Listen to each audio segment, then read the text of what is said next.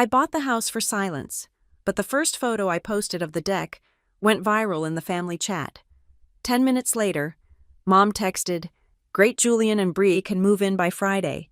They showed up with suitcases, a crib, and a locksmith. I thought I was finally claiming my own Christmas. It turns out I was interrupting a plan that had my name forged all over it. My name is Faith Stewart. In my day-to-day life, I am a brand strategist at Redwood Meridian, an agency in Harborview that smells like cold brew and quiet ambition. I build narratives for other people, finding the core truth of a product and spinning it into something desirable. I am good at my job. I am good at taking complex, messy realities and presenting them as clean, intentional, and strong. I live in a condo that overlooks the water, all glass and concrete, a place I chose because it looks nothing like home. Home was Maple Bridge, Connecticut. A 3-story colonial with precise white shutters and a lawn that looked like it was vacuumed. Not mowed. It was the kind of house that magazines photograph in the fall. All golden maples and welcoming symmetry, but symmetry is just a form of control. Our family was a constellation, or at least that's how it felt. My parents, Gregory and Celeste Stewart, were the gravity. My older brother, Julian, 4 years my senior, was the blazing sun. And I was somewhere else, a distant moon. Maybe. The only one who seemed to see me clearly was my grandmother, Nana Ruth. The walls of that house told the whole story. They were not walls. They were a shrine to Julian. His first lacrosse stick was mounted in a glass case, like a holy relic. Plaques from his Model UN triumphs were polished and hung in a perfect, ascending line up the main staircase. His varsity letters were framed. My achievements lived in a brown banker's box under the basement stairs, next to the holiday decorations we never used. My debate team ribbons, my honor roll certificates, my first published poem from a regional journal all filed away, kept tidy and out of sight. They didn't match the decor. The erasure was a slow build, a habit, then a tradition. It was most acute around Christmas, every year. There was a reason. Oh, Faith, we thought you had plans with your friends from the city. It was such a last-minute decision to have everyone here. Honey, it completely slipped our minds. You're just so independent. We always know you're fine on your own. These were the refrains of my December. They were the polite, socially acceptable ways of saying, "We did not think of you." I can trace the pattern back, find the origin point. I was 10. It was a Saturday morning, bright and cold. The kitchen smelled of maple syrup and melting butter. Julian had a big game, and my mother was at the stove, pouring pancake batter. She was carefully shaping it into a perfect, massive letter J. Her focus was absolute, the way an artist studies a canvas. I sat at the kitchen island, waiting. The clock over the stove ticked, each second landing like a drop of water in the silence. Finally, I slid off the stool and got the bread from the pantry. I made myself toast. It was dry, and it scratched my throat on the way down. But I ate it, alone. The ticking of the clock was the only sound that acknowledged me. It only became more refined as we got older. When I was a teenager, I won a regional writing prize. It was the first time I felt a spark of real, undeniable pride. I came home holding the certificate and the small, crisp check for $100. My mother was in the kitchen, of course, sorting mail. "That's nice, dear," she said, barely glancing at the certificate. Her eyes were on an envelope from a university. "Listen, while you're here, could you proofread Julian's college essay? He's struggling with the conclusion, and you're so good with words." My prize wasn't a victory. It was a resume builder for my real job, Julian's unpaid editor, but the first great holiday erasure, the one that broke something for good, happened my first year of college. I was planning to come home, had my train ticket booked, a week before. My dad called. "Change of plans. Faith, we're all flying down to Palm Beach to see your aunt. The flights are just too expensive to add another one so late. You understand. We'll see you at New Year's." I understood. I canceled my ticket. I spent that Christmas in a deserted dorm room, eating ramen and watching old movies. In January, I went to visit Nana Ruth, and there it was. stuck to her refrigerator with a bright, cartoon magnet, the Stewart family Christmas card. My parents and Julian, beaming, standing in front of the fireplace in our living room. They were wearing matching red sweaters. The photo was dated December 24th. They hadn't gone to Palm Beach at all. They just hadn't wanted me there. Seeing it, I didn't cry. It was too cold for that. It was the sound of a door clicking shut. Quietly but finally. You learn to cope. You have to. My coping mechanism was hypercompetence. I built a life where I didn't need to be invited. I stopped asking. I stopped hinting. I stopped leaving room in my schedule. Just in case. I started planning my own Decembers with the precision of a military campaign. I booked solo trips to places where snow was a guarantee and family was an abstract concept. I bought myself the expensive bottle of wine. I learned to cook a perfect roast for one. I made my exclusion look like my choice.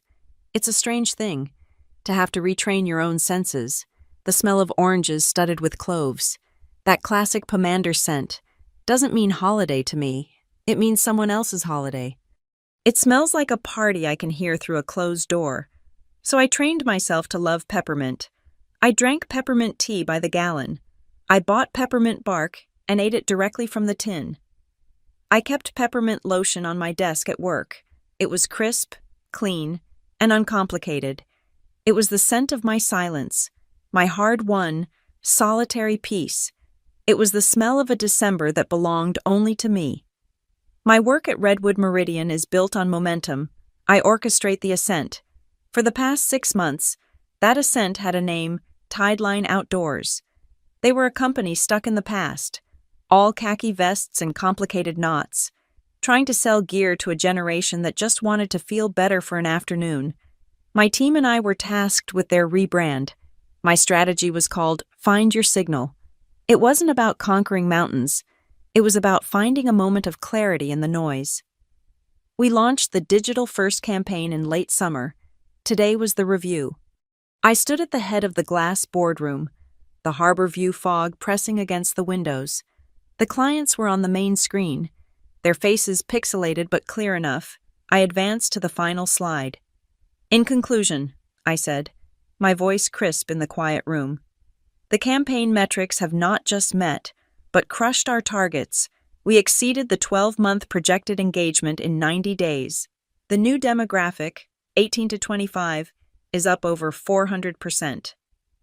I let the numbers hang in the air. I don't celebrate in meetings. I present facts. The facts were, we had won. My performance review was that Friday. My boss, Arthur, gestured for me to close the door.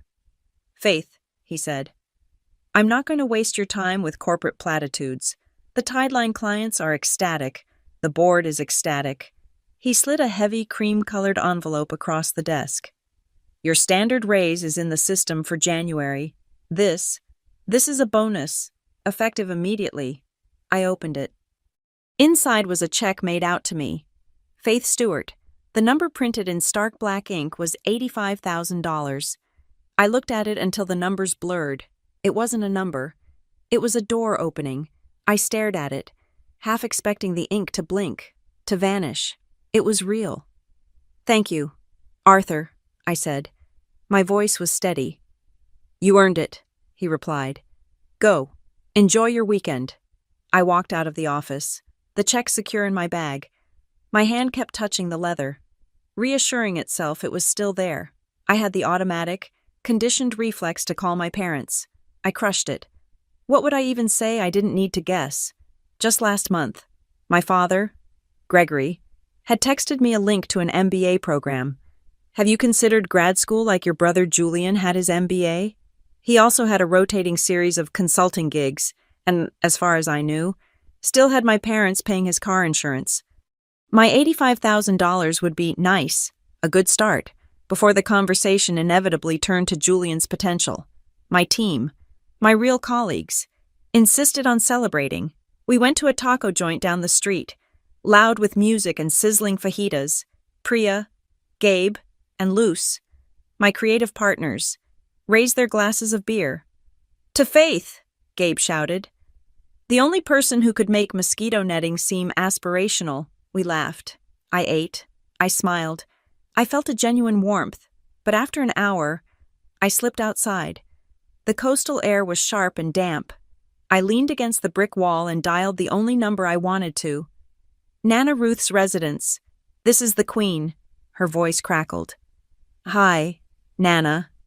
Faith. Kiddo. What's that sound you at a party? Sort of. We landed a big campaign. It went really well. I told her about the metrics, the client's reaction, and then I told her about the envelope. I said the number out loud.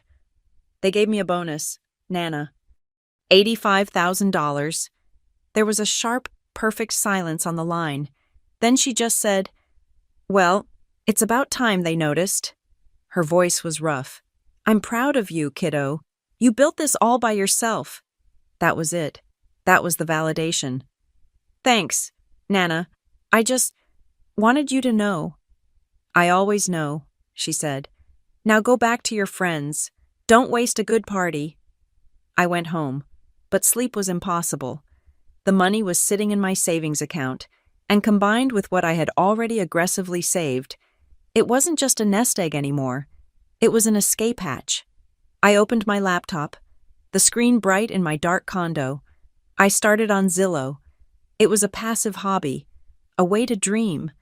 I usually looked at minimalist lofts in the city, but the Tideline campaign, all those images of granite and pine had shifted something in me.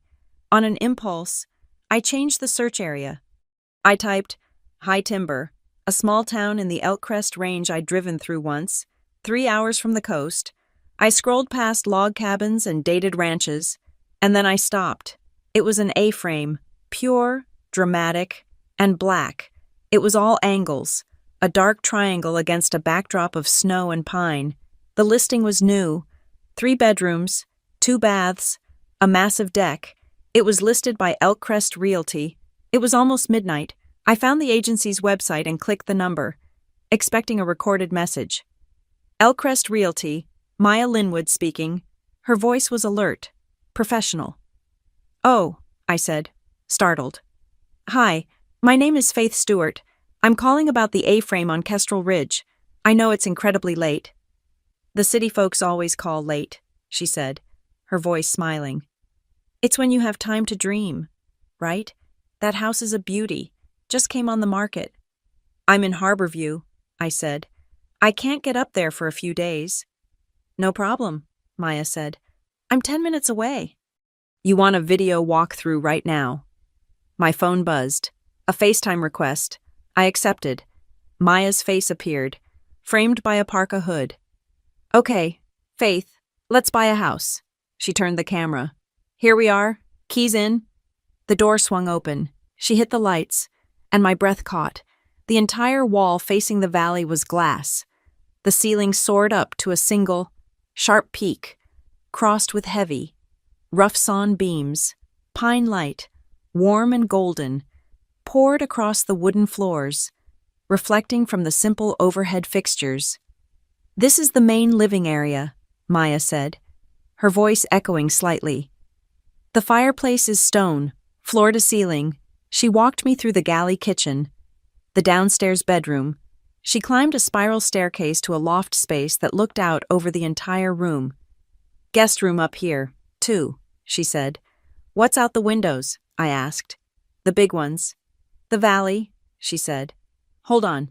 She went back downstairs, and I heard the slide of a heavy glass door. A rush of wind filled my speaker. This, she said, stepping outside, is the deck. The camera panned. It was dark, but I could see the vast, empty space. A few lights glittered thousands of feet below. The deck was enormous, hanging over nothing. It stared down a valley of blue cold. It was isolated. It was magnificent. It's a lot, I said, my voice small. Maya turned the camera back to her face. It is. It's not a house for everyone. But the bones are good. She's solid. We hung up. I sat in the silence of my gray-walled condo. I closed my eyes. I asked myself the question I'd been avoiding my whole adult life. Can I picture waking up here alone and feeling safe? I pictured my childhood home in Maple Bridge, always full of people, always humming with Julian's needs, a place where I felt constantly, quietly unsafe, waiting for the next erasure. Then I pictured the A-frame, the single road, the stone fireplace, the deck staring into the void. The absolute, profound silence. The answer was a physical thing. It was a loosening in my chest, a deep, slow breath that felt like the first one I'd taken in years. Yes, the next morning, I did not call a mortgage broker. I went online and, for a small filing fee, I created Halcyon Pine LLC. Halcyon, for the mythical bird that calms the wind and waves. Pine, for the trees that would guard the house. My name would not be on the deed. My name would not be on the utilities. The house would belong to the LLC. It was a fortress. It was a boundary made of corporate law. I opened a new business bank account and wired the entire $85,000 bonus, plus my savings. At 9:01 a.m., I called Maya Linwood. "I'm making an offer," I said.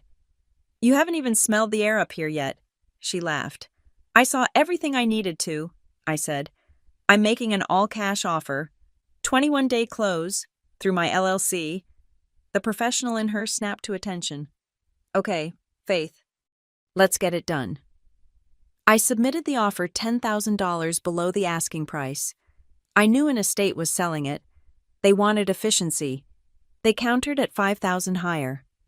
I looked at the email. My finger hovered over the keyboard. This was the click. I was not asking permission.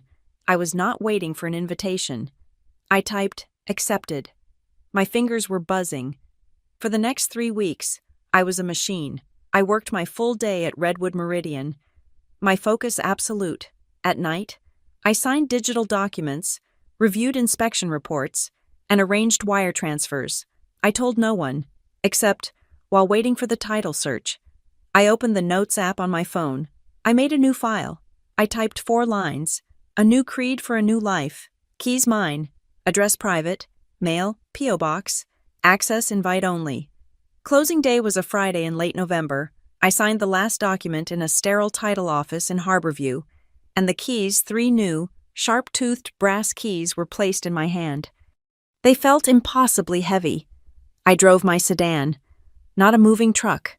The trunk was filled with a borrowed toolkit, 2 down pillows, a new sleeping bag, and a duffel bag of clothes. In the passenger seat, I had a large thermos of black coffee and my phone. The playlist I had made for the 3-hour drive was called Different December. It was all instrumental, full of cellos and quiet pianos. It was the sound of purpose. The sun was setting by the time I pulled up the gravel drive. The A-frame was a sharp, black shadow against a bruised purple sky. I got out of the car, and the cold hit me. It was a clean, high-altitude cold that smelled like pine and snow. I used one of the new keys. The click of the deadbolt sliding back echoed. I stood in the entryway. The house was empty, cavernous, and smelled of stale air and cedar. My footsteps boomed on the hardwood floors. My first night. I didn't even try to set up a bed. I inflated an air mattress and threw the sleeping bag on it. Right in the middle of the great room, facing the wall of glass and the stone fireplace. It was so cold. I could see my breath fogging in the moonlight. I found the gas valve for the fireplace and, after a few tries, a line of blue flame snapped to life. It began to heat the stone, but the glass sucked the warmth away. I lay there, fully dressed in the sleeping bag, and a strange, hollow ache settled in my chest. It was the ache of being the only adult in the room. There was no one to call for help, no one to ask about the furnace, no one to blame. The safety, the warmth, the entire physical reality of the next hour was my problem to solve.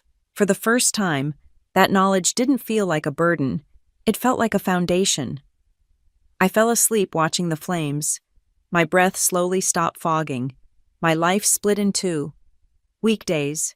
I was in Harborview, sharp and focused, leading meetings at Redwood Meridian. But at 5 p.m, on the dot, I was in my car, driving the 3 hours up the mountain. I'd work until I couldn't keep my eyes open, sleep on the air mattress, wake up at 5 a.m, and drive back to the city. I was fueled by coffee and adrenaline. Those first weeks were a montage of pure physical labor. The kitchen cabinets were a dark, dated cherry. I spent a whole weekend sanding them down. Sawdust worked its way into my eyelashes, into my hair, under my nails. My shoulders burned, but as the dark stain gave way to pale, raw wood, I felt like I was stripping away a layer of my own skin, exposing something new. I hated the light fixtures. They were builder grade, brass and glass globes that cast a sick, yellow light. I bought sleek, black track lighting online. I spent an entire Tuesday night on a stepladder, my arms aching, studying wiring diagrams on my phone. When I flipped the breaker and the new, warm white bulbs flooded the kitchen in clean light, I nearly wept with satisfaction. The most important job was the locks. The old deadbolts were flimsy. I ordered heavy-duty smart locks, the kind you could control with your phone. I chiseled out the door frames to fit the new, reinforced strike plates. I installed the keypads, set a new master code known only to me, and enabled the entry log. The decisive, solid thunk of the new bolts sliding into place was the sound of absolute security. My furniture deliveries started. I bought a real mattress, a deep sofa, and then I ordered 2 identical, simple wooden bed frames. I had them delivered to the 2 upstairs guest rooms. I assembled them myself, with an Allen wrench and a small hammer. I put every piece together. I tightened every bolt. These were not rooms for a family I was obligated to host. They were not shrines to someone else's achievements. I was building these beds, with my own hands, because I wanted to choose who got to stay. I wanted to build a place for the people who, like me, had spent too many holidays feeling like an afterthought. I made the beds with flannel sheets and thick duvets. I stood in the doorway of the first finished room, and for a moment, I just breathed. The deck was my sanctuary. One clear, freezing night. I took 300 feet of warm, white string lights and wound them around the entire railing. It took hours. My fingers went numb. But when I was done, I plugged in the extension cord. The deck glowed. In the pitch black of the mountain, it looked like a ship floating in the dark. I stood there, mug of tea in hand, and looked down into the valley. It was a vast, dark shape, a few distant lights twinkling like stars. The outline from the map came back to me. The valley looked like a sleeping animal, and my home was a small, warm light watching over it. The next Saturday, I made my first real trip to the grocery store in High Timber.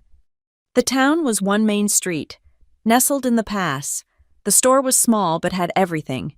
As I was checking out, the cashier, a woman in her 50s with kind eyes, gestured to my pile of coffee, eggs, and cleaning supplies. "You moving in somewhere?" she asked. "Yes," I said. "Just closed on the A-frame up on Kestrel Ridge." Her eyes lit up with recognition. "Oh, the cedar A-frame. You're the one who got it. That place has good bones. We all wondered who'd finally give it some love." "I'm trying," I said, smiling. "Well, welcome to High Timber," she said, bagging my groceries. "We're glad to have you." It was a simple exchange. It lasted maybe 30 seconds, but it was the first time I had ever been welcomed to a place. I wasn't an extension of Julian or a temporary visitor. I was the new owner. I had good bones. The house was ready for a test. I needed to know if it could hold joy, or if it was just a fortress.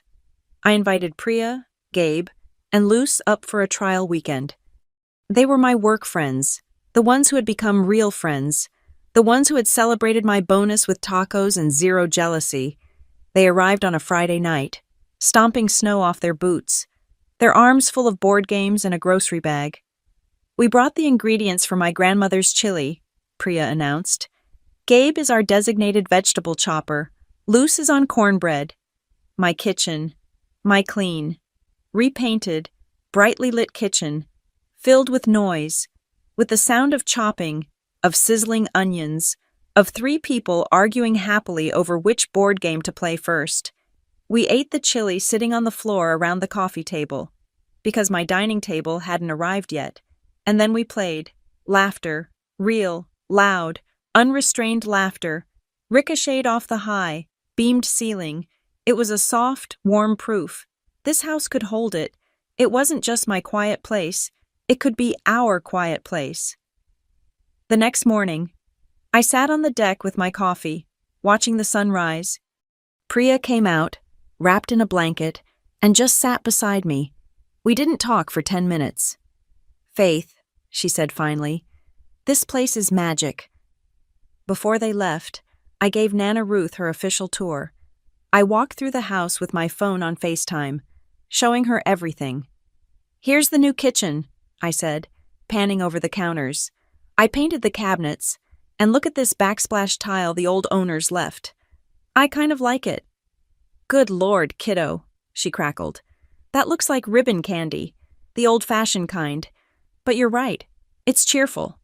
I showed her the fireplace, the loft, and finally, the deck. I turned the camera to the view.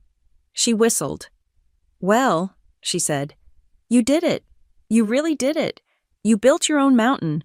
Her voice was thick. "I'm proud of you, Faith."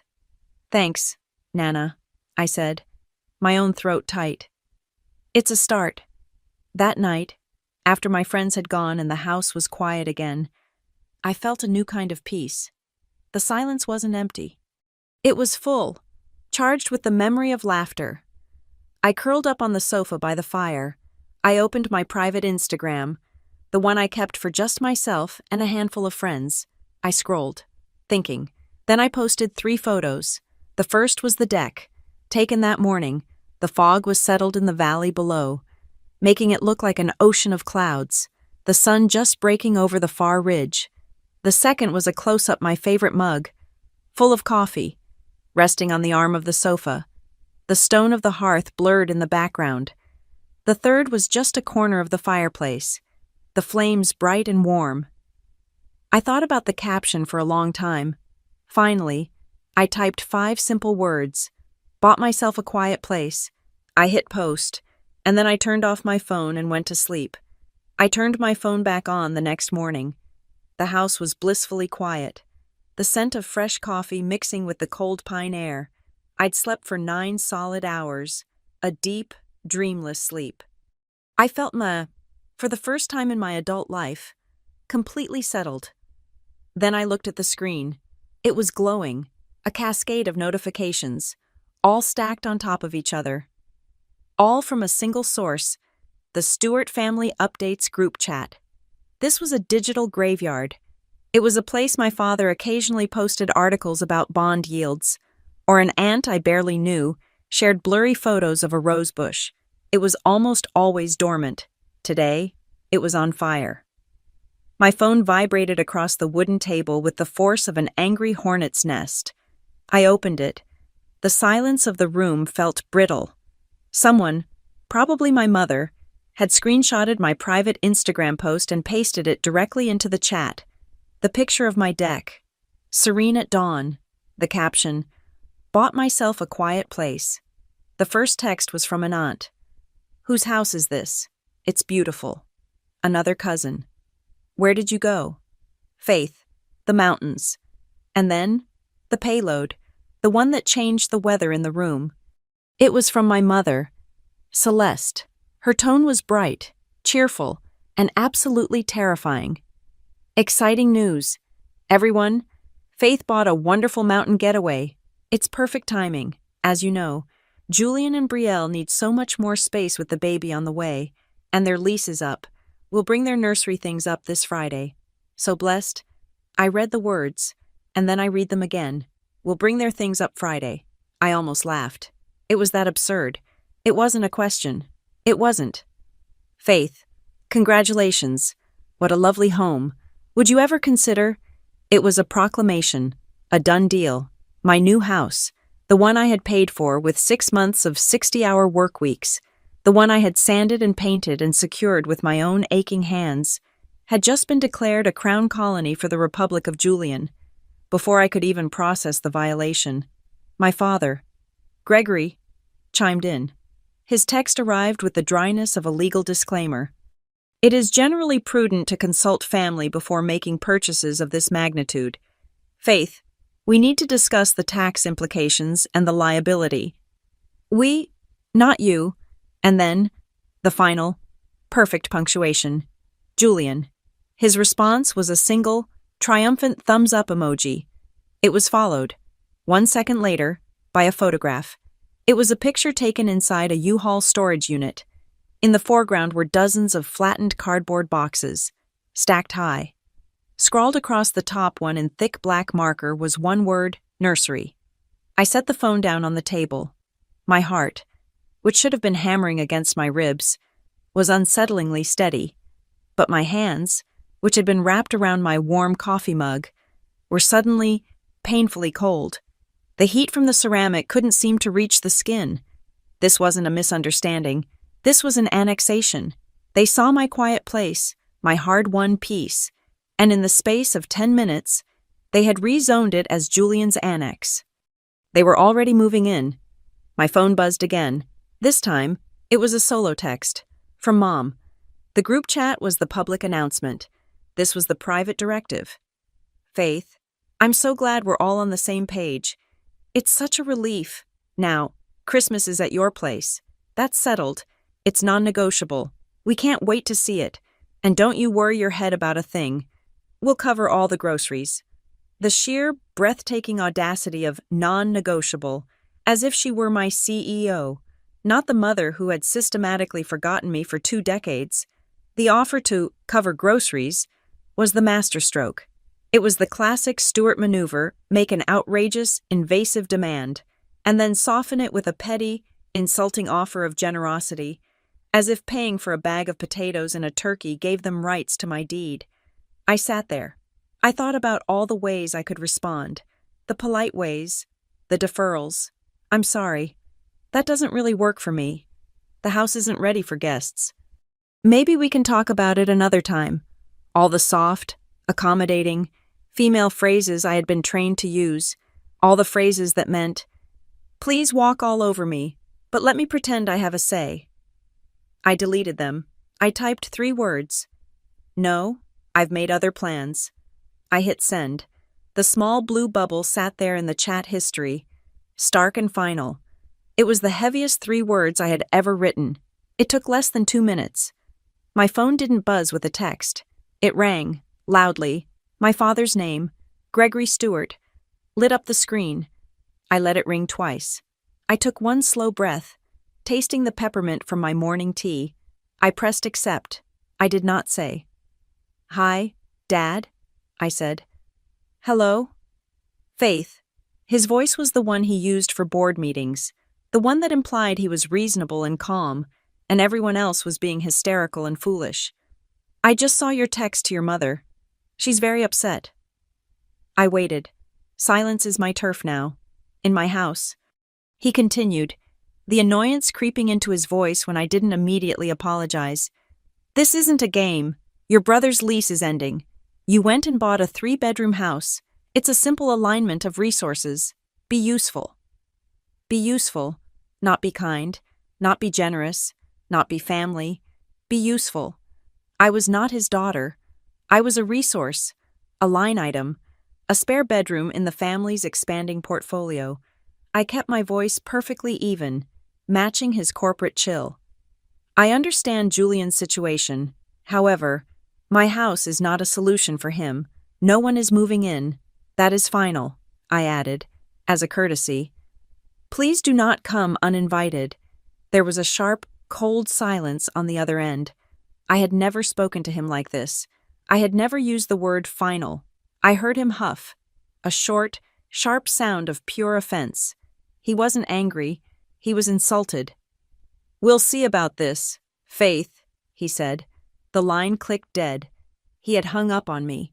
My hands were no longer cold. They were moving. I went to the Stewart Family Updates group chat. Screenshot. I went to my mother's solo text message. Screenshot. My 3-word reply. Screenshot. I opened my call log, showing the incoming call from Gregory Stewart and its duration. Screenshot. I opened the secure folder on my cloud drive, the one I used for work contracts. I created a new, encrypted subfolder. I named it Deck Boundaries. I uploaded every single image. This was not a family disagreement. This was a hostile takeover. and I was building my case. My phone rang again. I flinched, assuming it was my mother, ready for the emotional assault. But it was Nana Ruth. I let out the breath I was holding and answered, my voice suddenly soft. Hi, Nana. I just got off the phone with your mother, she said. No preamble. Nana Ruth never used preamble. She saw it as a waste of good time. She's in hysterics, crying, says you bought a mansion in the mountains and you've locked her out. Says you won't even let them come for Christmas. I posted one photo last night. Nana, I said, my voice flat. I bought a small A-frame. Within an hour, they had decided, without asking me, to move Julian and Brielle in on Friday. Nana Ruth made a sound. It was a short, sharp snort of derision. Of course they did. A vacuum hates to be empty, and your family hates to see you have a single thing that isn't, in some way, for them. Don't let them bully you, kiddo. I don't plan to, I said, looking at the deck boundaries folder on my laptop screen. Good.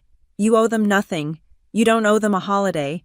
You don't owe them a spare room, and you sure as hell don't owe them an explanation for your own life. She paused, and I heard the clink of ice in a glass. But I know them. They'll drive up anyway. Your parents. They think no is just a suggestion. They think it's the opening offer in a negotiation they always win. So let me be very clear with you. Faith, if those cars pull up your driveway, you do not open that door. You lock it. You check that it's locked, and you call the local sheriff. You tell them you have uninvited trespassers on your property. You understand me? The words, sheriff and trespassers, hung in the cold, pine-scented air of my living room. It was a shocking, brutal escalation, and at the same time, it was the most profound validation I had ever received. She saw it. She saw them for exactly what they were. I understand, Nana. Good, she said again. You enjoy that house. You earned it. Now send me a picture of that ribbon candy backsplash. I want to see it for myself. We hung up. I looked out the glass wall at the valley, vast and silent. The dread was still there, a cold knot in my stomach. But it wasn't panic. It was the cold, clear-headed focus of a strategist on the first day of a very long, very necessary campaign. They had made their move. Now it was my turn. Nana Ruth's words were a ballast. Call the sheriff. But I was a strategist. I knew you didn't just call the sheriff. You didn't make a panicked, hysterical call that could be dismissed as a family spat. You built the groundwork first. You prepared the field. You presented them with a set of facts so cold and hard they couldn't be argued, only acknowledged. My father's voice echoed in my head, be useful. He was about to find out just how useful I could be, though not in the way he intended. The dread from their texts was a physical thing, a cold pressure in my chest, but my mind was already moving. I opened my laptop, the deck boundaries folder minimized on the screen. I didn't search for family counselor or mediator. I searched for high timber property litigation. The first result was a firm, Winters Legal. The website was minimalist, all gray and black, with sharp, high-resolution photos of granite and ice. The tagline was, clarity, strategy, resolution. The head attorney's name was Sable Winters. I called her office at 9 a.m. the next morning. I was still in the mountains. The thought of returning to Harborview and leaving my house undefended was impossible. The receptionist put me on hold for less than 10 seconds. Sable Winters. Her voice was like her website clear, cold, and carrying no inflection. Ms. Winters, my name is Faith Stewart. I am the new owner of the property at Kestrel Ridge, under the LLC Halcyon Pine. I need a 1-hour consultation regarding trespass and occupancy rights. I am available today. There was a quiet tapping of a keyboard. I can see you at 2 p.m. Bring your LLC operating agreement and your deed. The line clicked. I spent the next 4 hours organizing my deck boundaries folder. I printed the group chat texts. I printed my mother's non-negotiable demand. I printed the photo Julian had sent of the boxes marked nursery. I put them in a crisp, black folder. Sable Winter's office was on the main street of high timber, above the high-end gear shop. The office itself was silent. The walls were a deep charcoal. There were no family photos, no diplomas, just two large, abstract paintings of a winter forest. She was a woman in her 40s, sharp and precise, in a dark wool dress. She didn't shake my hand. She gestured to the chair. "Ms. Stewart, you have a property issue." "I have a family issue that is attempting to become a property issue," I said. I placed the black folder on her polished desk. "My family believes they are moving into my new home on Friday. I do not want them there." I laid it out. The history of erasure, told in 5 concise minutes, the purchase of the house, the Instagram post, and then the deluge of texts. She read every single screenshot. Her expression did not change. She did not wince, or sigh, or offer any sympathy. She was a scientist examining data. When she finished, she looked up at me, her gaze analytical. "This is not," she said, "an uncommon story up here. Money, entitlement, and second homes. It's a combustible mix." She tapped the screenshot from my mother. "This is presumptive. This," she tapped the photo from Julian, "is complicity. And this," she tapped my father's text, "is an attempt at economic coercion." I felt a sudden, dizzying wave of relief. It was the relief of being seen. She hadn't called me dramatic. She hadn't said, "But it's your family." She had diagnosed the threat with surgical precision. "You have 2 things in your favor, Ms. Stewart," she continued. "First, you were incredibly smart to purchase under the LLC. Halcyon Pine owns the house. You are merely its managing member. This provides a crucial layer of legal distance. Second, you have given them a clear written notice of no. Your position is unambiguous." "What's the next step?" I asked. "My grandmother told me to call the sheriff if they show up." "Your grandmother is correct," Sable said. "But we will optimize that call. We are going to file a formal no trespass letter with the county sheriff's office. Effective immediately, it will name Gregory Stewart, Celeste Stewart, and Julian Stewart. It will be recorded against your parcel number. This way, if you do have to call, you are not a hysterical daughter. You are the representative of an LLC reporting a violation of a recorded legal notice. The police hate ambiguity. We are going to remove it. For 1 hour. We built the fortress. We drafted the letter. It was polite, formal, and terrifying. It cited the parcel number and the name of the LLC. It stated that the named individuals were not permitted on the property at any time and that their presence would be considered criminal trespass. "I will have this filed and recorded by 4 p.m. today," Sable said, sliding it into a file. "A copy will be sent to the sheriff's duty desk." "What else?" I asked, my voice gaining strength. "You are a strategist," Sable said, looking at my intake form. "So you know the next step is reinforcing your perimeter."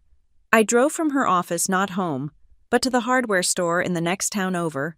I bought a new, heavy-duty strike plate and a box of 3-inch wood screws. Back at the A-frame, I began my own practical playbook. I went to my laptop. I had installed exterior cameras as soon as I bought the place. Simple ones. Now, I logged into the admin panel. I angled the one by the driveway to get a perfect, clear shot of the gravel approach and any license plates. I angled the porch camera to capture every inch of the front door. I enabled the audio recording. I downloaded the entry log app that synced with my smart locks, giving me a second-by-second record of every code tried, every failed attempt, every successful entry. I rotated my own master code, just in case. Then, I opened a new document. I typed, "Guest Policy, Halcyon Pine LLC." I wrote 1. All guests are permitted by written invitation only, with specific dates. 2. No invitation shall be considered standing or open. 3. No subletting, cohabitating, or mail forwarding is permitted. 4. No pet exceptions. 5. Any attempt to access the property without an authorized code or key will be logged and reported. It was cold. It was corporate. It was perfect. I printed it on heavy, cream-colored cardstock. I went to the front entry closet. the one where an invited guest might hang their coat, and I posted it on the inside of the door. My defenses were layered. First, the LLC. The deed was private, shielded. My utilities were all under the name Halcyon Pine. My mail was routed to a private P.O. box in High Timber. This was my corporate armor. Second, the physical defenses, the smart locks, the reinforced doors, the cameras logging everything. Third, the legal defense, the no trespass letter, filed and waiting.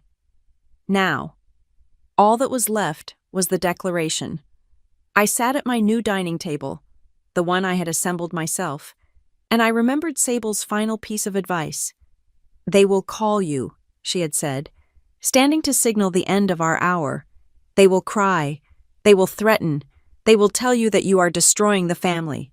You will be tempted to argue with them on the porch. That is the trap. That is where they can claim confusion, or a misunderstanding, or that you lost it. You must not engage. You are the managing member of a corporation. This is a business decision. From now on, you communicate with facts, not feelings." I opened my email. I started a new message. I typed in their 3 email addresses, Gregory, Celeste, Julian, in the BCC field. I typed Sable, Winterswinters Legal, com. The subject line was Christmas Plans Kestrel Ridge Property. I wrote, "Dear Gregory, Celeste, and Julian, thank you for the excitement regarding my new property. To clarify the situation and ensure there is no misunderstanding, the house is not available for visits or hosting this holiday. It is a private residence and is not open for guests, nor is it available for anyone to move into. I have already made other, private plans for the Christmas holiday. Please do not travel to High Timber, as I will be unable to accommodate you. Any attempts to access the property will be denied. I trust this clarifies the situation." I did not write love, Faith. I wrote, sincerely, Faith Stewart, Managing Member, Halcyon Pine, LLC. I hit send. The silence that followed was immediate and profound. My phone, which had been vibrating with their demands, went completely dead. The group chat was a tomb. It was the sound of the surf pulling all the way back, gathering its strength before the wave. I stood up. I walked to the side door, the one in the kitchen. I got my drill and the small box from the hardware store. I unscrewed the laughably cheap, half-inch screws that held the thin brass strike plate in place. I fitted the new, heavy-gauge steel plate into the space I had chiseled. I took the new, 3-inch screws. I drove the first one into the wood. It bit past the trim, past the jamb, and sank deep into the 2x4 stud that framed the house itself. I drove in the other 2. I closed the door. I threw the deadbolt. It made a tiny, decisive, final click. It was the sound of no, forged in steel. December 23rd. It was 7:42 p.m. I was in the great room, by the fire, a book open in my lap. The house was silent, warm, and secure. My phone, resting on the side table, buzzed once. Not a text, a notification from the camera app, motion-detected driveway. I set my book down. My heart didn't leap. It just began to beat, a slow, heavy, deliberate rhythm. I opened the app on my phone. The image was grainy, black and white from the infrared, but perfectly clear. 2 headlights, slicing the dark, creeping up my gravel drive. They weren't moving fast. They were moving with purpose. A large, dark SUV. It stopped 20 feet from the house. Doors opened. My mother, Celeste, emerged from the passenger side, pulling her coat tight. My father, Gregory, got out of the driver's seat. He stood stiffly, surveying the house as if it were a hostile corporate headquarters. From the back, Julian unfolded himself, already reaching for luggage. And then, Brielle, his very pregnant wife, moving with the slow, pained caution of her 3rd trimester. They had suitcases, 4 of them. Julian set them on the gravel. Then he reached back into the SUV and pulled out a collapsible crib. He snapped it open with a flick of his wrist, and then a 5th person got out, a man in a work jacket I didn't recognize. He was carrying a long metal toolbox. He looked cold, and he looked embarrassed. They began walking toward my front porch. My phone pinged again. Motion detected porch. I watched them, the four of them, and the locksmith. My family had arrived, with suitcases, a crib, and insanely a man they had hired to break into my home. The dark comedy of it was so bleak, it was almost brilliant. They hadn't just ignored my no, they had planned, budgeted, and executed a strategy to overcome it. The doorbell chimed. The sharp, digital sound echoed in the warm, quiet room. I didn't get up. I didn't go to the door. I pressed the talk icon on the app. My voice, amplified by the tiny speaker on the porch, cut through the freezing night air. It sounded metallic and inhuman. "This is private property. This is not authorized. Please leave." My mother, Celeste, flinched. She looked around, confused, before realizing the voice was coming from the doorbell itself. She rushed the camera, her face looming, distorted by the wide-angle lens. Her voice was a fountain of sugary concern. "Faith, honey, open up. It's freezing out here. Don't be silly. We drove for hours. We brought a smoked ham." A ham, as if it were a password, as if it were the price of admission. I watched, silent. The locksmith looked at my father, who gestured impatiently at the door. "It's the smart lock, the black one," Gregory said. The locksmith sighed, knelt, and began to unpack his tools. He pulled out a drill. That was it. That was the line. My fingers were cold, but perfectly steady. I went to my phone's contact list. I pressed the entry for the High Timber Sheriff's non-emergency line. "County Dispatch." The voice was calm, a little bored. "Hello," I said, my own voice low and clear. "My name is Faith Stewart. I am the managing member of Halcyon Pine LLC, located at Kestrel Ridge. I am reporting an active trespass. I have a filed no trespass letter, record number 309B, for this parcel. The individuals named in the letter, Gregory, Celeste, and Julian Stewart, are currently on my front porch." I paused, and then delivered the critical fact. "They have brought a locksmith and are, at this moment, attempting to drill my deadbolt." There was a sharp change in the dispatcher's tone. "They are actively attempting to gain entry, ma'am. Are you safe in the house?" "I am safe," I said. "The doors are reinforced, but they are trespassing and attempting to destroy property." "A patrol car is en route," the dispatcher said. "Your parcel number is on file. Please stay inside and do not engage with them." I hung up. I went back to the camera app. The locksmith was working, his drill whining against the reinforced metal jamb I had installed. It wasn't budging. Julian, all pent-up frustration and entitlement, stepped forward. "This is ridiculous." He banged his fist, hard, on the solid wood doorframe. The sound vibrated through the floor of my house, a dull, physical thud. "Faith," he yelled, "stop being dramatic. We're here. The plan is set. Just open the door." I saw Brielle wince, a sharp, pained tightening of her face. She was standing back by the suitcases, rubbing her belly. She whispered, her voice too low for the microphone, but her expression clear. "Julian, stop. Please, Julian, just stop." He ignored her. He was about to hit the door again when the world lit up in red and blue. A patrol car crunched over the gravel, its headlights pinning the entire group in a harsh, white glare. My family froze. They looked like actors caught on a stage when the wrong curtain went up. The locksmith dropped his drill. A deputy stepped out of the car.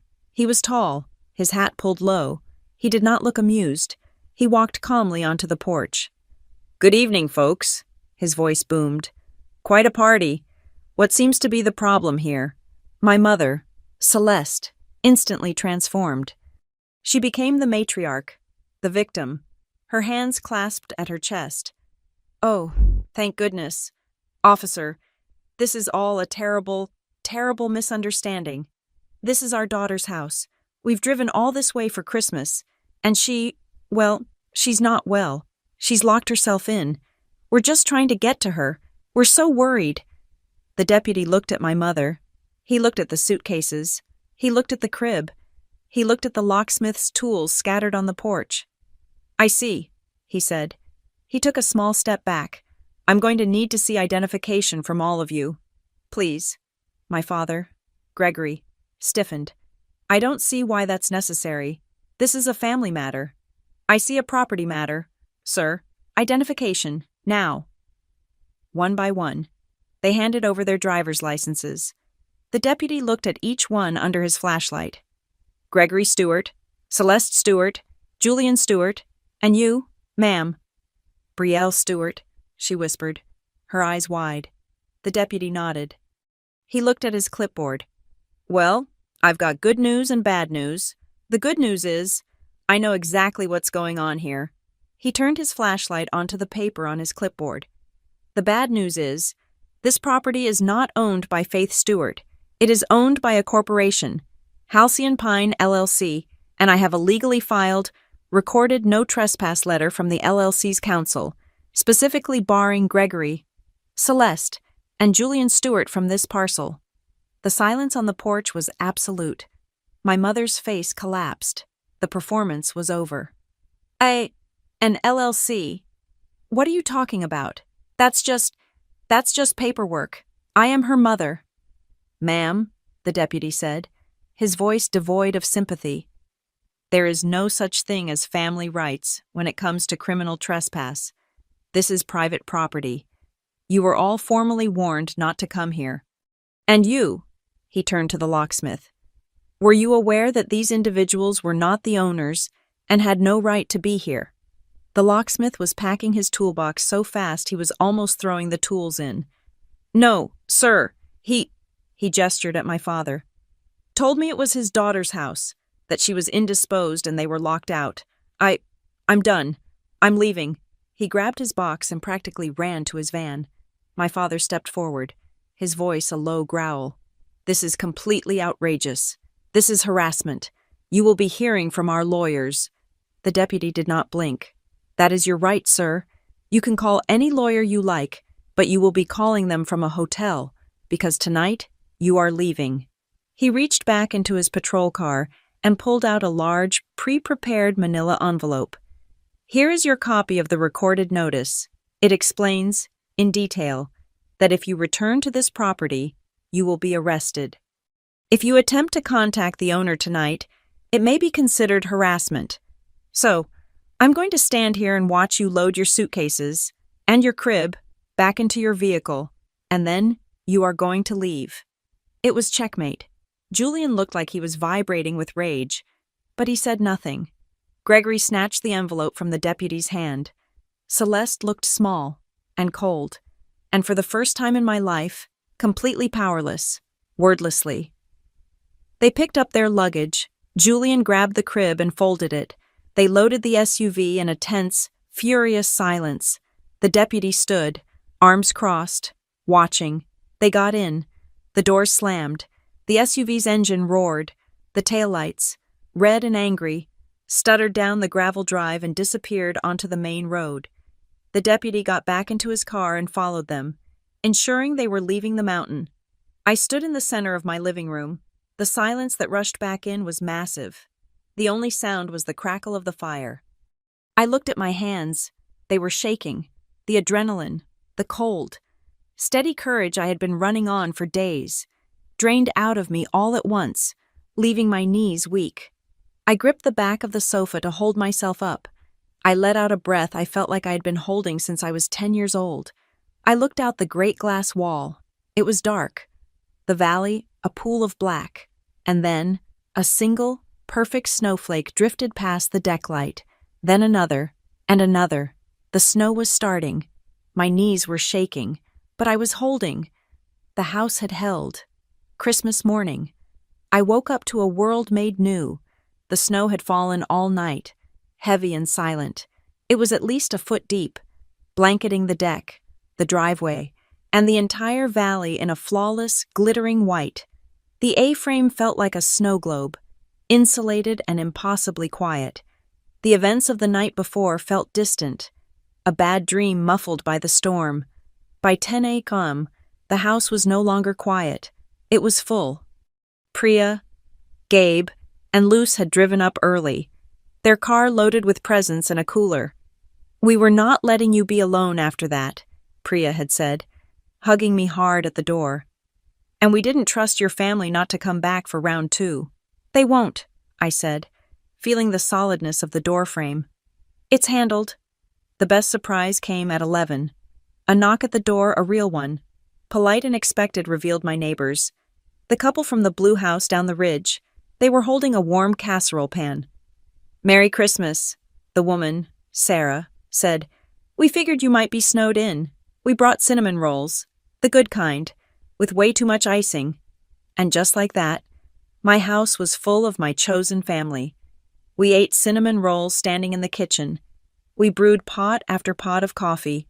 We put on a playlist of instrumental carols.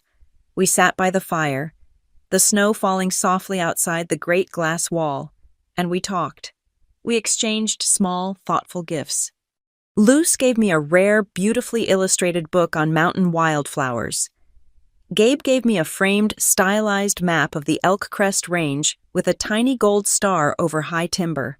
Priya gave me a ridiculously soft cashmere blanket. My gift to them was the guest rooms. "They're yours," I said. "Whenever you need to get away, you have the code. You don't ever have to ask." It was the easiest, warmest, most peaceful Christmas of my life. I felt a breath of relief so profound it was almost dizzying. This was it. This was the life I had built. This was the peace I had bought. We were rinsing mugs in the kitchen, the dishwasher humming, when Priya, scrolling on her phone, paused. Faith," she said, her voice careful. "You should probably see this." I dried my hands. "What is it?" "Your mom? She posted on Facebook about an hour ago."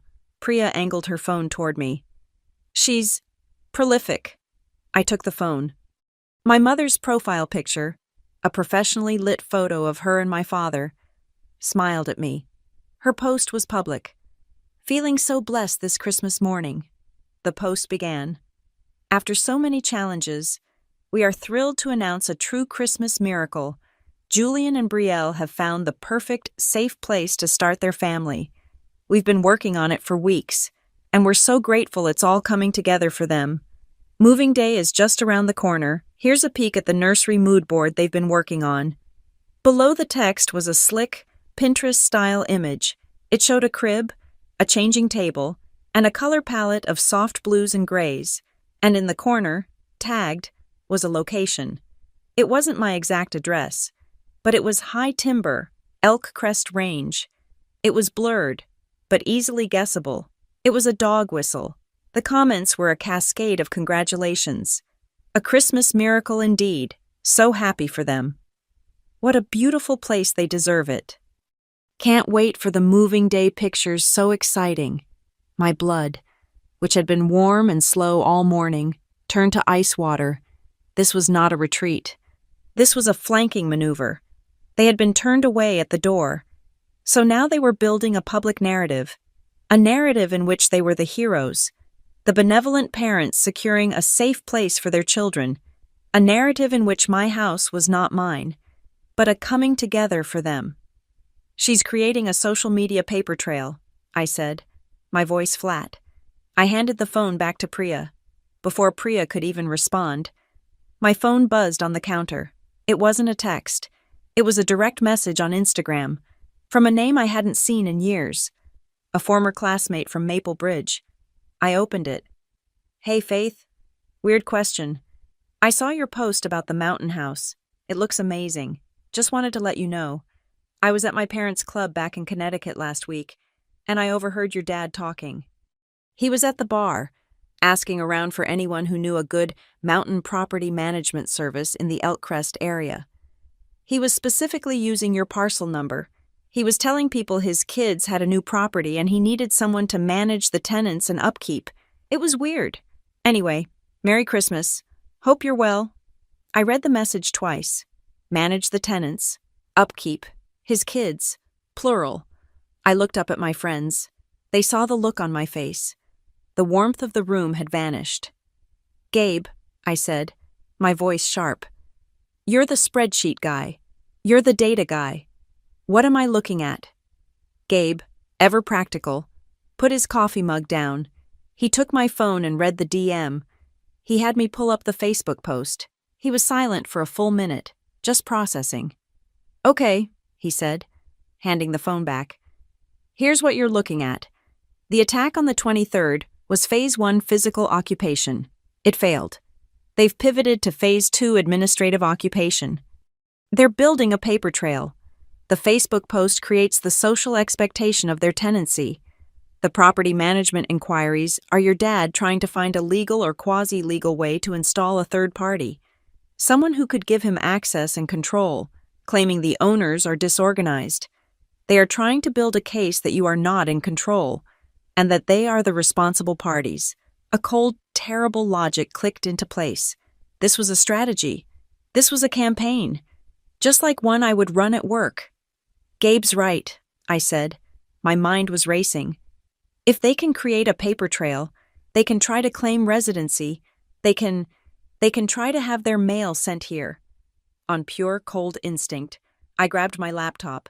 I didn't just go to the post office website. I went to the county clerk's public filings portal, the same one Sable and I had used for the no trespass order. I logged into my account, the one tied to my P.O. box and my parcel number. I clicked through the public records, the utility filings, the address registries, and there it was. It was a change of address request, filed online, 2 days ago before they even drove up.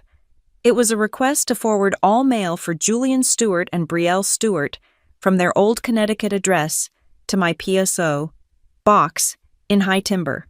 It was flagged as pending verification. They had done it. They had already made the move to legally attach themselves to my address. If that had gone through, they could have used the verified address to get driver's licenses, to register their car here, to claim tenancy. The locksmith and the smoked ham weren't the real plan. They were just the shock and awe opening. This was the real invasion. My hands were shaking again, but this time with a cold, clear fury. I screenshotted the Facebook post. I screenshotted the congratulatory comments. I screenshotted the direct message from my classmate. I screenshotted the pending change of address form, the pending status glowing red on the screen. I opened a new email. I attached everything. To Sable, Winter Swinters Legal, come subject phase 2.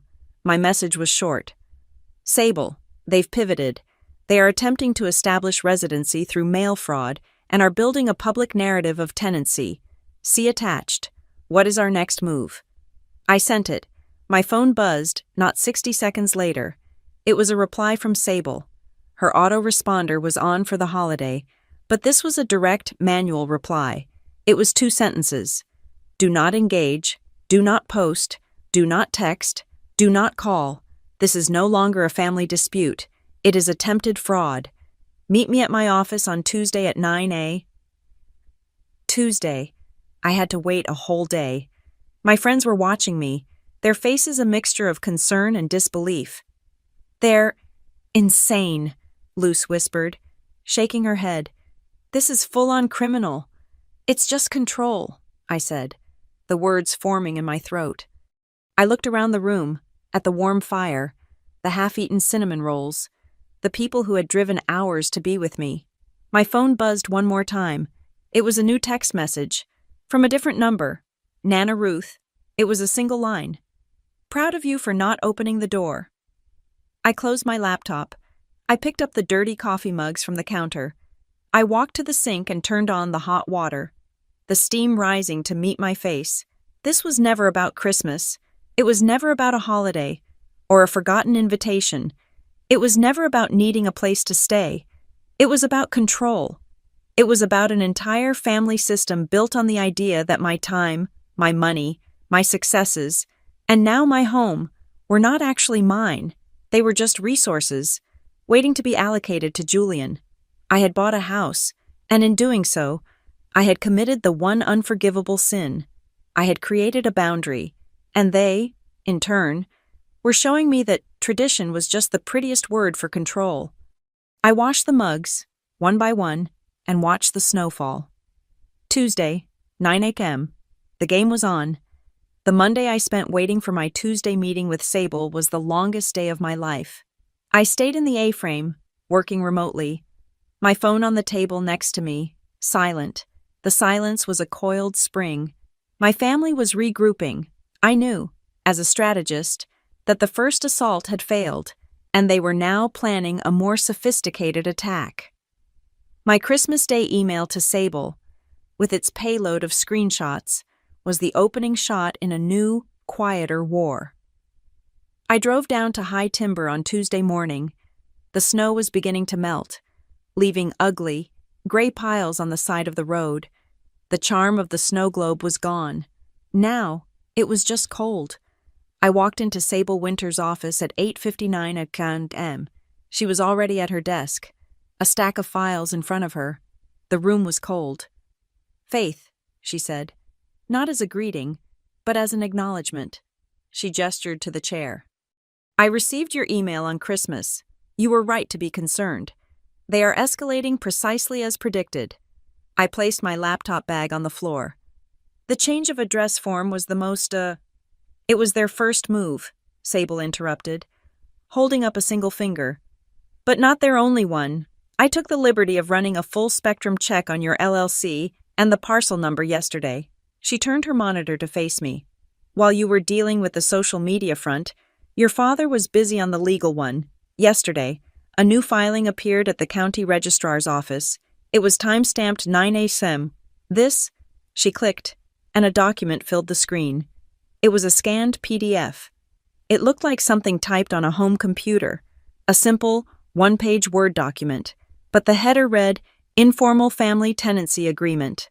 My blood didn't just run cold. It stopped. The letter was dated 2 weeks ago, before the confrontation on my porch. It was a simple, badly written agreement, stating that Halcyon Pine LLC, in consideration of family unity and support, granted full-time, indefinite tenancy to Julian Stewart and Brielle Stewart for the property at Kestrel Ridge, and at the bottom, in the signature line for the LLC's managing member, was my name. "Faith Stewart," it read, in a looping, unfamiliar script. "That," I said, my voice a whisper, "is not my signature." "I didn't imagine it was," Sable said, her voice dry. "It's a forgery, and a clumsy one. The S in Stewart is looped, and yours is a sharp vertical, based on your LLC agreement, but that's not the best part." She zoomed in on the signature. "They signed it, Faith M. Stewart. What's your middle initial?" "I don't have one," I said. "My name is just Faith Ann Stewart." "Exactly," Sable said. "They invented a middle initial. They attempted to create a legal person. Faith M. Stewart, who could consent to their invasion. It's a classic, desperate move. It's also felony fraud." I stared at the screen, at the name that was mine, but not mine. They hadn't just tried to break into my house. They were trying to replace me. They were creating a puppet version of me on paper. A version who was cooperative, who understood her role, who would sign her life away to be useful. "So what does this do?" I asked, my voice shaking. "Legally, it's garbage," Sable said, "but it's not for a judge. It's for a utility company. It's for the post office.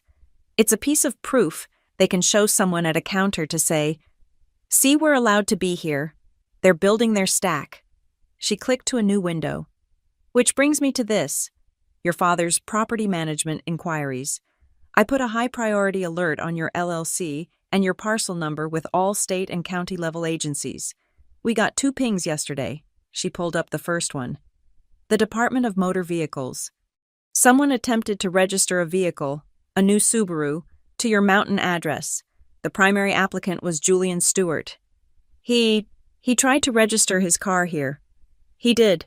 The paperwork lists his contact information, but the Kestrel Ridge address, it was flagged by the system and rejected because the property owner, Halcyon Pine LLC, did not match the applicant, and the family tenancy agreement they provided," she gestured to the forgery, "wasn't a valid lease, but they tried."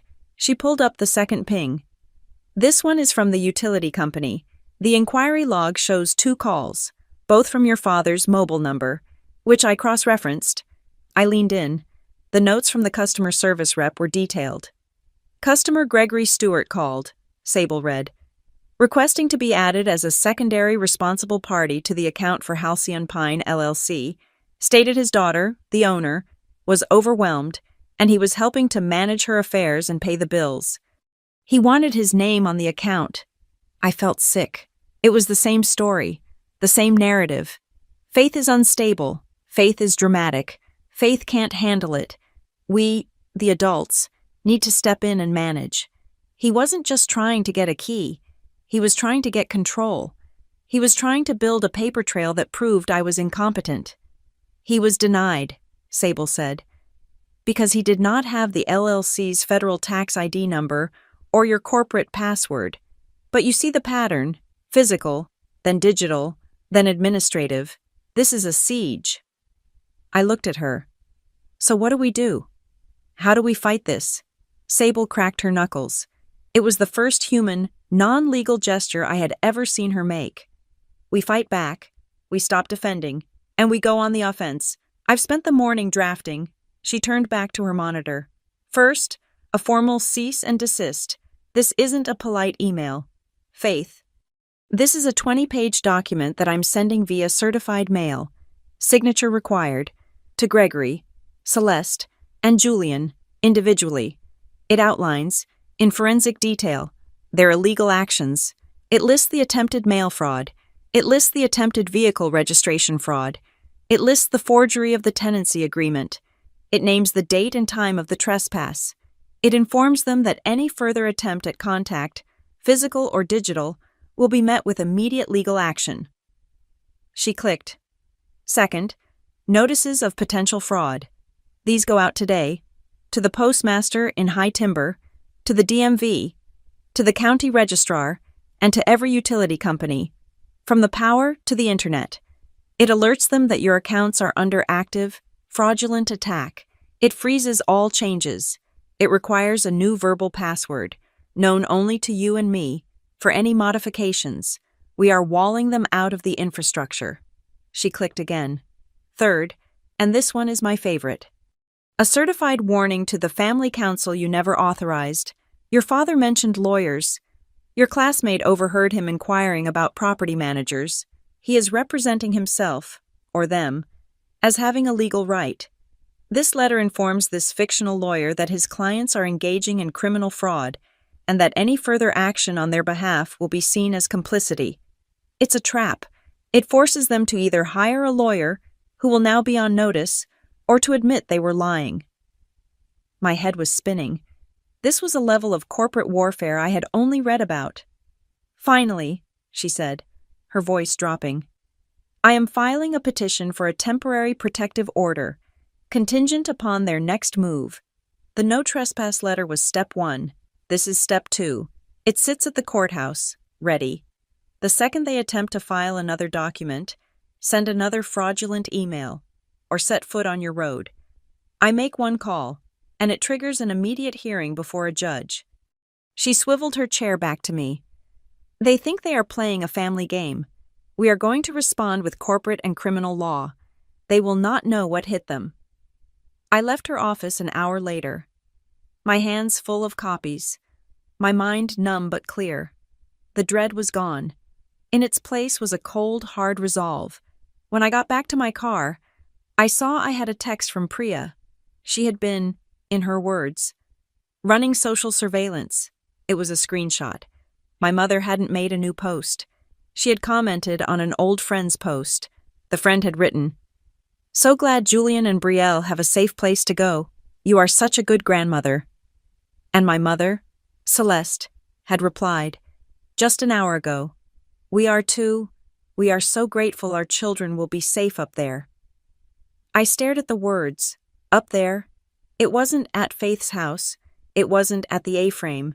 It was up there, a vague, depersonalized, unclaimed territory. It was the language of annexation.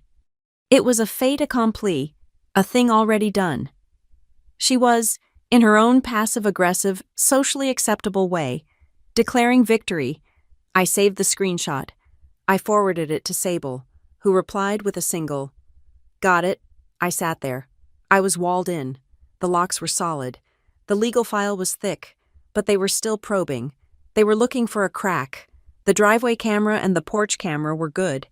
But what about the rest of the property? The side lot, where the trees were thick, the mailbox cluster at the end of the road, where my P.O. box was. I was a strategist. I needed more data. I opened my laptop. Right there in the car. I didn't go to a security store. I went to a hunting and outdoor supply website. I ordered a small, battery-powered trail cam. It was waterproof, motion-activated, and camouflaged in a bark pattern. It had a geofencing capability. I would mount it in a pine tree overlooking the mailboxes and the side lot. If anything, or anyone, crossed that perimeter, my phone would ping. I closed the laptop. My defense was almost complete. I looked at my phone, the device that was now my primary weapon and shield. I went to my settings, to the lock screen, to the in case of emergency contacts. It had been the same for 10 years. ICE 1. Mom. ICE 2 Dad. My fingers hovered over the red delete button. This was the last thread, the reflexive childhood instinct that, if I were broken, bleeding, or unconscious on the side of a road, they were the ones to call. They were the ones who would save me, but they weren't. They were the emergency. I pressed the button. I deleted Mom. I pressed the button again. I deleted Dad. The list was empty. I tapped Add New Contact. I scrolled through my phone book until I found the new entry I had made that morning. Ice Sable Winters.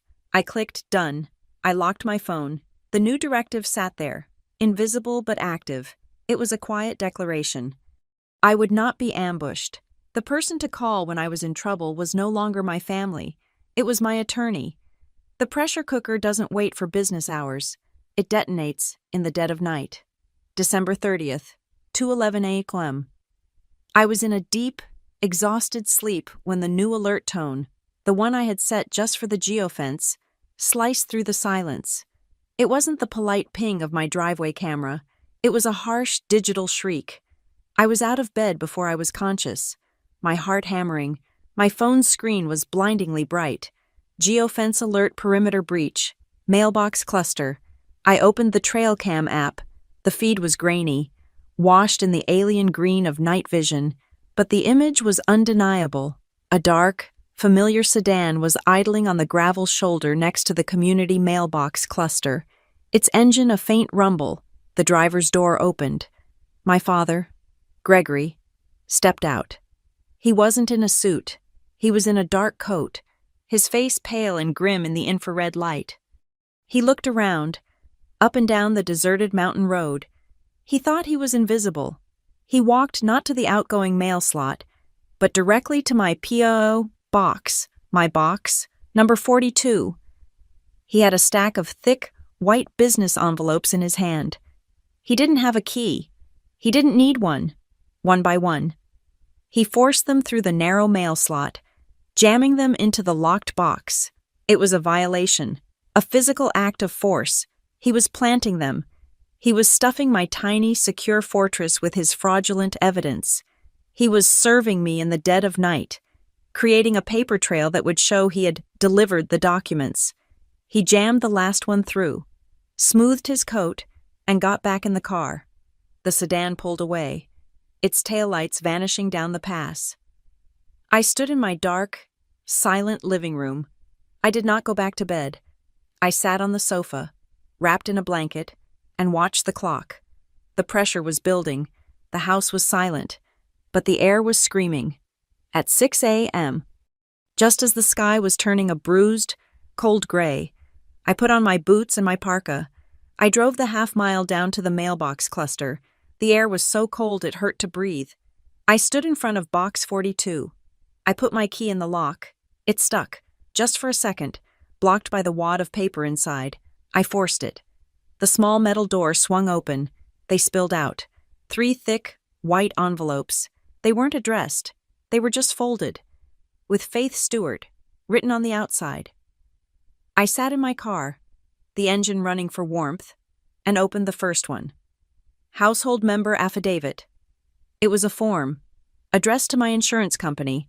It was a declaration, stating that Julian Stewart and Brielle Stewart were now full-time residents of the property at Kestrel Ridge and were to be added to my homeowner's policy as additional household members. At the bottom, it was signed by my father, Gregory Stewart, property manager. I opened the second one. It was nearly identical. This one was addressed to the High Timber Homeowners Association, a body that did not exist. He was inventing an HOA, just so he could file paperwork with it. He was building an entire fictional bureaucracy to support his claims. The third envelope was a simple letter, typed and signed by him. It was a formal notice, informing me that as property manager, he had taken these steps to ensure the security and insurance of the asset on behalf of the family stakeholders. I did not drive back to the house. I sat there in the cold, gray dawn at the side of the road. I pulled out my phone. I took high-resolution, crystal-clear photographs of every single page. I went into the TrailCam app. I downloaded the video file timestamped 2:11 a.m. to 2:13 a.m. I saved the clip of him forcing the envelopes into my box. I opened a new email. To Sable, Winterswinters Legal, calm subject. Urgent, 2:11 a.m. He's done it. I attached the video file. I attached the photographs of the affidavits. My message was simple. Sable, he planted these in my pincho box at 2:11 this morning. I have the video. He is actively manufacturing evidence. This is the household member paperwork. What is our move? My phone buzzed with a reply before I had even put the car in drive. It was 7:08 a.m.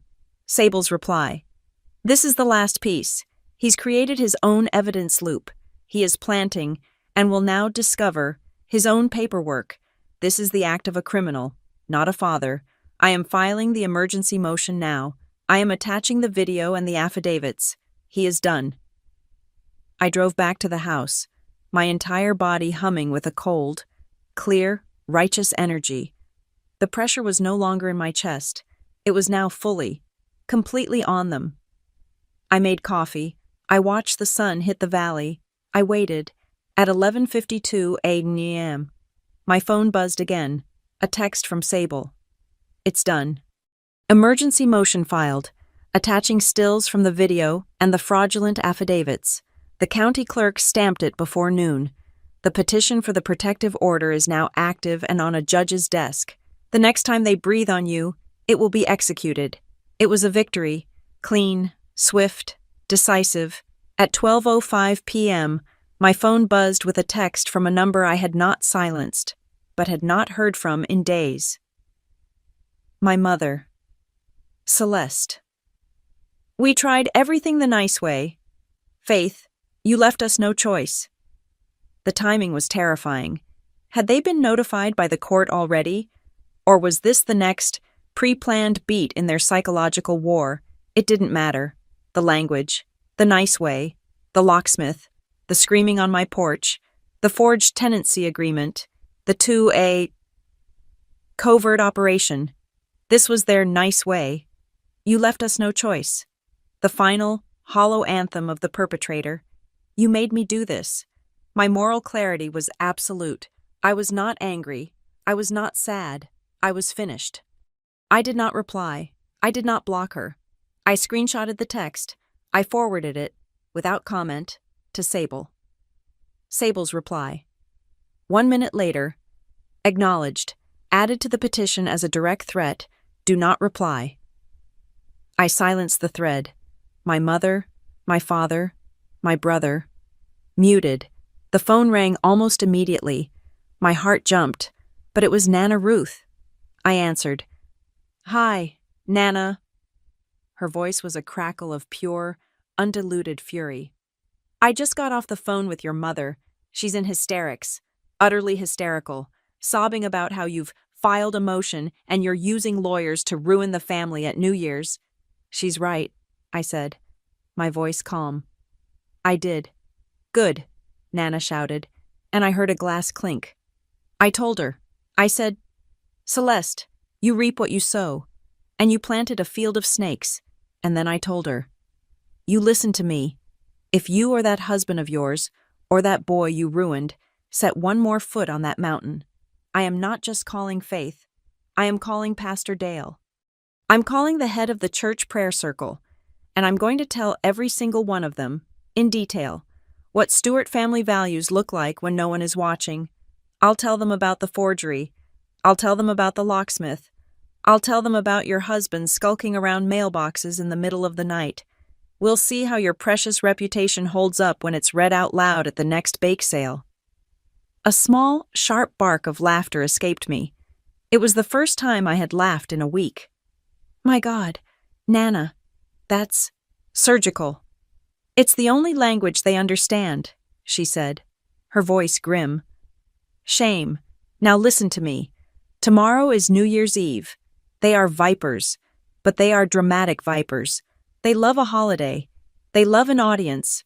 Do not, under any circumstances, be alone in that house tomorrow night. You hear me? I hear you, Nana, I said. I think I have a plan. I hung up. Don't be alone. A safety plan. My mind was already moving. I had the legal defense. I had the social defense. Thanks to Nana. Now I needed the physical defense, but not a defense of walls and locks. A defense of light and warmth and noise and witnesses. I called Sarah, my neighbor from down the ridge. Sarah, hi, it's Faith from the A-frame. I know this is incredibly last minute, but I'm having a small, very informal open house tomorrow night for New Year's Eve. Just hot cocoa and some chili. Would you and Tom be free to stop by? We'd love to, she said, her voice warm. We'll bring that weird appetizer with the olives. I sent a group text to Priya, Gabe, and Luce.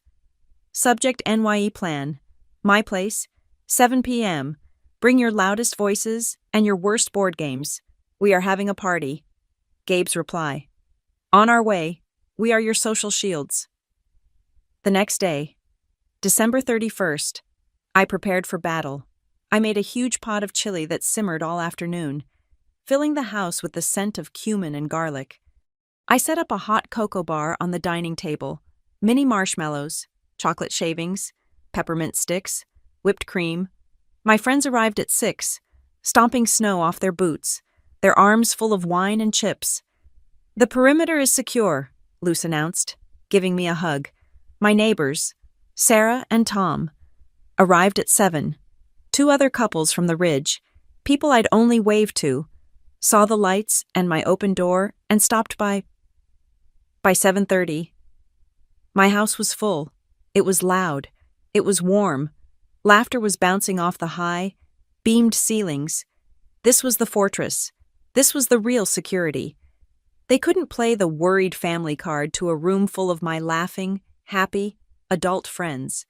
They couldn't be the victims if I was the gracious host. I took one last step. I went to my office. I took out the laminated sleeve I had made. On one side was the original no trespass letter. On the other side was the first page of the emergency motion petition, stamped in red by the county clerk just yesterday. I walked to the front entry table, right by the front door. I set it on a small, iron display stand. I placed it between the stack of party napkins and the row of clean coffee mugs for the hot cocoa. It was a decoration, a statement of fact. Priya saw it. She whistled, low. Damn, Faith, that's the coldest, most beautiful fuck you I've ever seen. It's just the guest policy, I said, smoothing the front of my sweater. I looked at the door they had tried to drill. I looked at my friends, their faces bright in the firelight. I looked at the laminated truth, sitting there for any visitor to read. I would not negotiate my home on a doorstep. I would not be ambushed. I would not be dragged into another screaming match. The debate was over. The facts were printed. My vow was silent, but it settled in my bones, as solid as the reinforced steel in the door jamb. I turned to my guests, a bright, genuine smile on my face. Okay, who wants the first mug of hot cocoa? I have the good marshmallows. We were laughing. My neighbor, Tom, was in the middle of a story about a bear that had tried to steal his recycling bin, and the chili was almost gone. The house was loud and bright. Then, the laughter died. Not all at once, but in a slow, tapering wave. Starting from the neighbors standing nearest the great glass wall, their smiles froze. "Faith," Sarah whispered, her hand tightening on her mug. "You've got company." I looked out. The familiar, menacing crunch of gravel under heavy tires echoed up the drive. Not one vehicle, but two. Two large, dark SUVs, grinding their way up my road. Their headlights cut harsh, white slashes across my living room wall, illuminating the shocked faces of my guests. It was 8:03 p.m., New Year's Eve. The room went absolutely quiet. I felt Priya's hand find my shoulder and squeeze. A small, firm pressure of support. Across the room, I saw Gabe lift his phone, not obtrusively, but angling it toward the door. He pressed record. The doors of the SUV slammed. A series of flat, angry sounds in the cold night.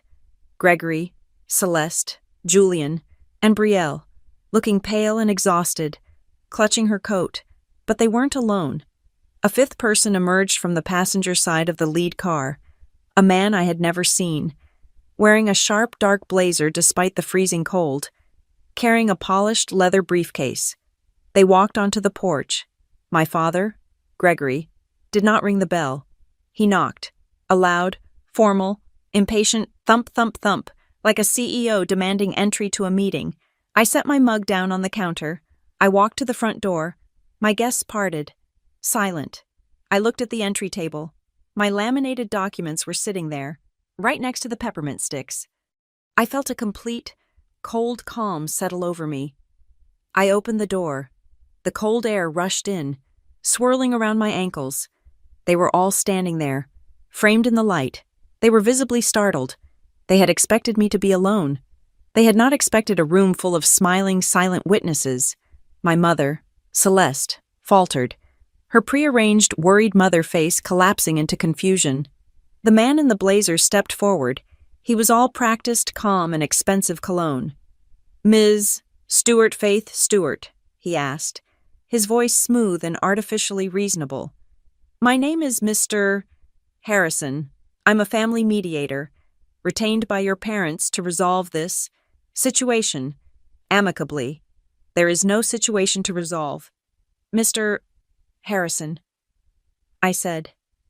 My voice was steady, and I amplified it just enough for everyone in the room behind me to hear every word. I looked past him. "Gregory, Celeste, Julian, you are trespassing. You were served with a legal notice to stay away from this property. Mr. Harrison held up a placating hand, as if to calm a hysterical child. "Now, Faith, that's not how we see it. That's not how the law sees it." He opened his briefcase with a series of small, fussy clicks. He pulled out a document. "I have here a temporary occupancy agreement. Predated. It cites your consent for Julian and Brielle to take up residence." "I never consented," I said, my voice flat. "Ah," he said, tapping the paper with one clean finger. "But you did. This document cites consent by silence. Your failure to engage in a productive, family-oriented dialogue after their initial, reasonable request constitutes tacit approval under family mediation guidelines. We are simply here to finalize the move-in." Consent by silence. The sheer, breathtaking arrogance of it. They had invented a new kind of law. A law where my refusal to be bullied was twisted into my permission. I almost smiled. "Mr. Harrison," I said, "that is the most creative and most desperate legal theory I have ever heard." I turned my back to them for a second. I walked the 2 steps to the entry table. I picked up my laminated document, the one sitting next to the hot cocoa mugs. I turned back to the door and held it up, the light from the porch catching the plastic. "This," I said, my voice as crisp and cold as the night air, "is the LLC deed to this property. It is owned by Halcyon Pine, not by Faith Stewart. This," I tapped the second page, "is the no trespass order, filed and recorded with the county sheriff, specifically naming them. This," I tapped the third page, is the cease and desist letter outlining their attempts at mail fraud. And this is my favorite. This is the emergency motion, stamped yesterday by the county clerk, acknowledging their criminal forgery of a tenancy agreement. The mediator's smile twitched. He was clearly missing some data. I looked past him, locking eyes with my father. Consent by silence isn't consent. Gregory, it's a delusion. You do not live here. Julian, who had been vibrating with a silent, childish rage, finally snapped. He sneered, his voice dripping with the condescension that had been the soundtrack of my life. You think this is impressive? Your little party, your fake friends, you're alone. Faith, you're one person. We're a family. It was the old weapon, the one they always used. You are alone. We are many. I didn't even look at him. I looked just past his shoulder, into the dark corner of my own entryway. I'm not alone, I said. I nodded. Officer, you can come in now. From the shadows of the entry hall, where he had been standing quietly at my prior invitation, Deputy Miller stepped forward into the porch light. He was in full uniform, his hat in his hand, his expression absolutely neutral. My family froze. My father's face went from stern to ashen in a fraction of a second. My mother let out a tiny, choked gasp. Mr. Harrison, the mediator, looked like he had swallowed his tie. Sable had pre-coordinated it, a welfare standby. He was here to ensure the peace was kept. The deputy stepped past me, standing in the doorway, a solid, immovable object between my home and my family. He didn't look at me. He addressed them. Mr. and Mrs. Stewart, Mr. Julian Stewart, you are in violation of a filed no trespass order. You are also in violation of an active emergency petition for a protective order. You have been warned. He held up a thick white envelope. This is a formal summons. Any other attempt to enter this property, to interfere with the mail, or to contact the owner of this LLC will result in your immediate arrest. He held it out. Not to my father, but to all of them.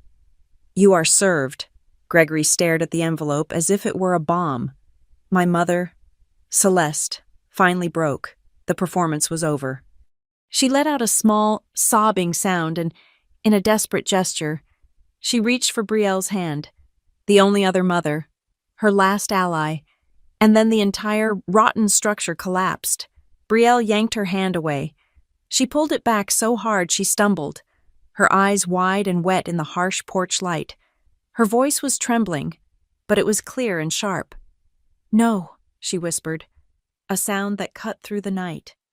No, we're not doing this. She looked at Julian, tears of humiliation and rage streaming down her face.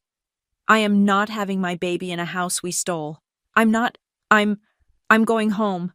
She turned, weeping, and walked away from them. She fumbled for the door handle of the SUV, got in, and slammed the door. My father, Gregory, was deflated. He had lost. He tried the old tone, the reasonable father voice, one last, pathetic time. Faith, be reasonable. I looked at him. I looked at my mother, who was staring, aghast, at Brielle's retreating back. I looked at my brother, who was just standing there, dumbfounded, his entire world unmaking itself. I was steady. Dad, I said. I am being reasonable. You're leaving my property. Now, the deputy gestured with his flashlight. Not at them, but at the dark driveway. This way, folks. The show's over. Julian looked like he wanted to argue, but he saw the officer's hand resting on his belt. He said nothing. My father snatched the summons from the deputy's hand. Celeste followed, a small, defeated woman. The mediator grabbed his briefcase and nearly ran to the car. The deputy stood, arms crossed, and watched them all get in. We all stood there, my guests in my living room, me on my porch. We watched the taillights, for the last time, stutter down the ridge road and vanish. The room exhaled. It was a single, collective sound of released tension. I stood there for a moment in the cold, clean, quiet air. I looked at the spot where they had stood. Then, I stepped back inside. I closed my solid wood door. I turned the deadbolt. The heavy, reinforced thunk sounding final. I turned back to my friends, my neighbors, my guests. They were all looking at me, their eyes wide. I smiled, a real, warm smile. "As I was saying," I said, walking toward the kitchen. "Hot cocoa on the deck. Who wants extra whipped cream?" Thank you so much for listening to this story. I'm curious. Where are you tuning in from? Let me know in the comments below so we can connect. And feel free to share your own thoughts on this. Please don't forget to subscribe and like this video. And if this story resonated with you, please support us by hitting that hype button so it can be heard by more people.